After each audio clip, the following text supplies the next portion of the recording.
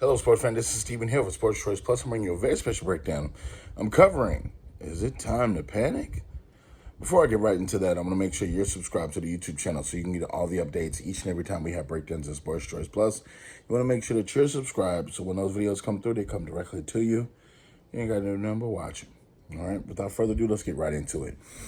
The NFL season is a quarter of a way through the first part of the season, and you're looking just at what teams gave up, what teams have on their team, on their roster as far as playmakers, coaches, offenses, defenses, special teams. And we're asking, is it time to panic for some of these teams? Are some of these teams really needing to panic? Is it this early to make a panic? Well, I'm going to give you the top 5 teams that right now it's not looking good, but is it time to panic? We start at number 5. I start out with the Cincinnati Bengals. The Cincinnati Bengals are right now currently 2-3, and you're looking at them having an up and down season. This is probably the best bad ranked team. When you're looking at 2-3 as their record, they've lost a couple of hard games that they should have possibly won, and you look at them having their last real defeat in a real up and down game against Baltimore. That was a play away. They are probably three to four plays away from being 5-0. If you look at how bad that they played early, where Joe Burrow had all those interceptions, you look at where the team is now. Joe Mixon's starting to get his feet under him. You're looking at Jamar Chase starting to get his feet under him. The wide receivers in the offense are starting to pick up a little traction. So I think that in Cincinnati, people need to push the calm down button and not the panic button. I think that right now, that the Bengals right now are slowly transitioning, and they're getting off that Super Bowl low a little bit. You know, it was a big Super Bowl that they lost, but hey, they're still a talented team. They still got it together. So coming in at number 4, the Las Vegas Raiders.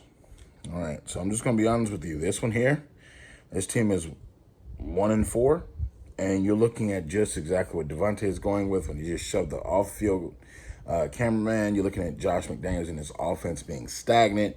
Derek Carr playing poorly. You're seeing the rest of the weapons before our eyes not really produce a lot of offense.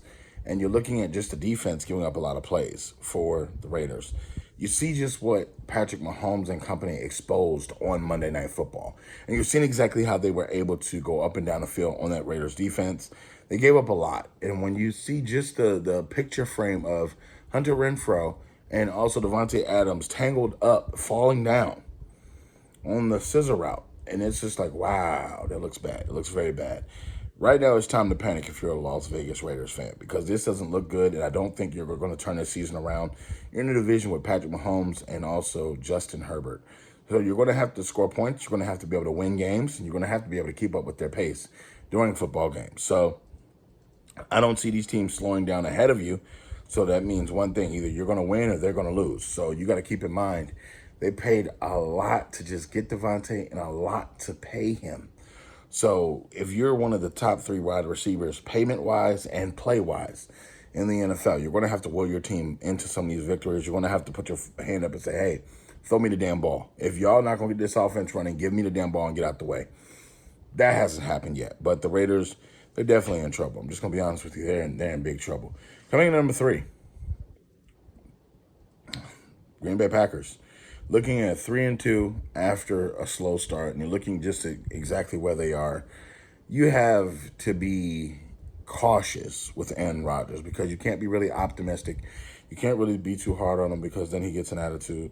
But the loss of Devontae Adams exposed a lot on this team, not only for the offense. You didn't realize how much of the offense he was. You didn't realize how much of a safety blanket he was for Aaron Rodgers. But you got to keep in mind, they have no real second option besides Devontae Adams. It was Devontae and company.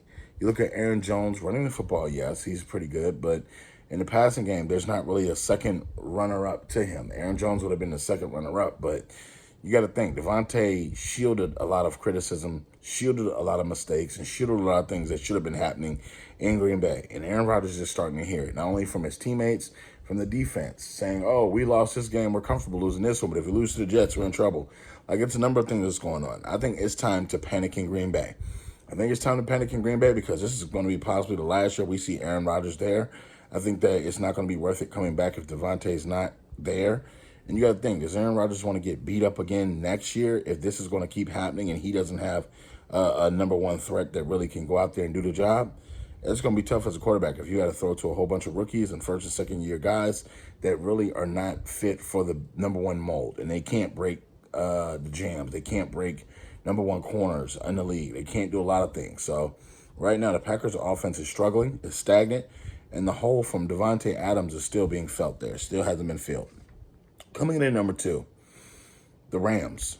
Let's be clear. The Super Bowl winning Rams from last year, the defending Super Bowl champions, right now they're struggling. They're coming off of a loss to the Dallas Cowboys. It doesn't look pretty. And you're looking at exactly what they're missing. What they're missing is Odell Beckham, and they're also missing Von Miller. Those two crucial points to this team. You look at what he was able to do beside Cooper Kupp last year. He was able to be a good complement, and he was able to make sure that both those guys really couldn't get doubled because Odell Beckham still has the juice to be able to be the number one receiver. He clearly, literally added a lot to this offense. And you also look at Von Miller, what he was able to do to that defense. He was able to free up Aaron Donald sometimes and create a double team situation where he's being doubled, and now Aaron can wreak havoc. Or he was able to get the pressure himself and get to the quarterback and help so many different timely defensive plays when they needed them most. So I think right there you're looking at Von Miller being missed so much in his defense. It's just like, damn, you're right. This is tough. It's tough because Von was a safety blanket for this. But I don't think it's time to panic there. The NFC West is still loaded. You still have the 49ers right there, right next to them. And I think that it's going to be a 2-team race. If Arizona gets D-Hop back and he starts acting up as far as playing well, the Cardinals could be a problem. But you got to ask yourself, can they keep pace with the 49ers? I believe that they can. I think that the Rams are still going to make the playoffs because the NFC East is not as tough as the AFC is going to. And lastly, the Denver Broncos. Denver Broncos, Lord have mercy. They are one of the worst teams, and I don't know why they're on so many primetime games. Somebody has to say, you know what, the Broncos aren't good as we thought they were. Let's go ahead and flex this schedule. Let's go ahead and make some of these games 425. Let's go ahead and make some of these games instead of Thursday or Monday. Let's go ahead and make some of these games Sunday and get somebody else in there. Because right now, Russell is not looking like he's worth anything what they paid for him.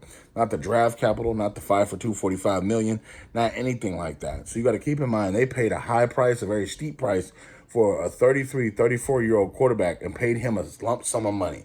And right now, they're not getting that lump sum of money worth in the contract. They're not getting it in the play. They're not getting it anywhere. So right now, Russell's looking like he got the best end of the deal. And you're looking at, this is crazy. Geno Smith is playing MVP football for the Seahawks, and Russell Wilson is playing like trash. Who would have thought that? Who would have thought that? Y'all don't have a problem with that? Like, what are we doing? Like, even before the injury, let's just be honest. Russell was stinking up the joint. He was stinking it up. He doesn't look like the 9-time Pro Bowler from Seattle. He doesn't look like, he looks like a 36-year-old guy. Even when he's trying to evade defenders and stuff, he's not looking like who he used to be.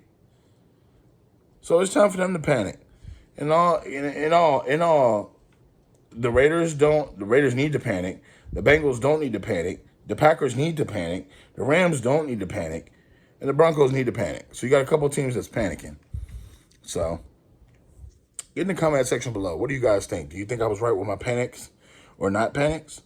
Leave me comments in the comment section below. Definitely check out Sports Choice Post for all the breakdowns. And make sure you subscribe to the YouTube channel. So every time I go live with these videos, you can definitely see it. You can comment and go back and forth with me. And as always, I thank you so very much. We'll see you in the next video.